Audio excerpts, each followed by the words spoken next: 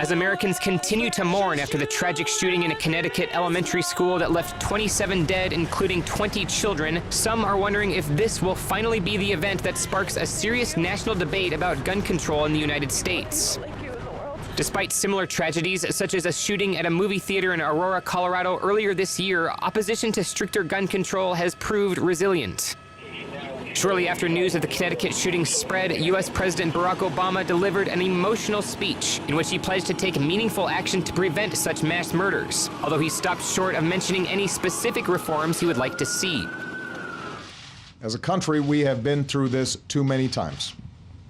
Whether it's an elementary school in Newton or a shopping mall in Oregon or a temple in Wisconsin, or a movie theater in Aurora, or a street corner in Chicago. These neighborhoods are our neighborhoods, and these children are our children. And we're going to have to come together and take meaningful action to prevent more tragedies like this, regardless of the politics.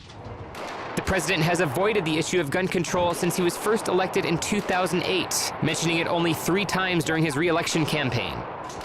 At a well-attended gun show in Maryland, it was clear the horror of the Connecticut school shooting had done little to change the minds of those who strongly believe that bearing arms is an American right.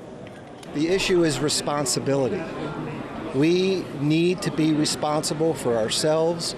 We need to be responsible as individuals, as a group.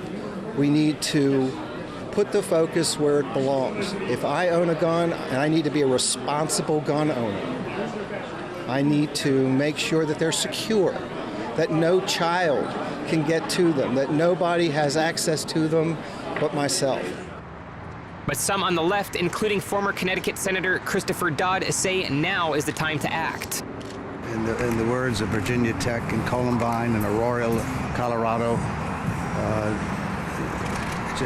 again, at some point we have to learn as a society that whatever one's views may be about their personal rights, to live in a society where people's lives are at risk every day because of the perceived notion that they have a right to walk around with loaded weapons, just stuns me. When are we going to learn? How many more lessons do we have to have? Still, many gun rights advocates insist the nation's focus on gun control in light of such tragedies is misguided, saying the larger problem is mental illness. The last 3 or 4 incidents have been males 15 to 25-year-olds. Any incident that's been done, it's been around that age group.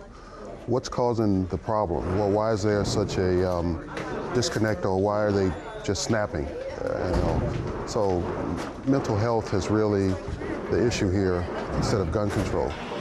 One certainty in the weeks to come is both parties in Washington will carefully watch public opinion on gun control and the Second Amendment and try to determine whether Friday's elementary school massacre was a tragedy with a lasting impact.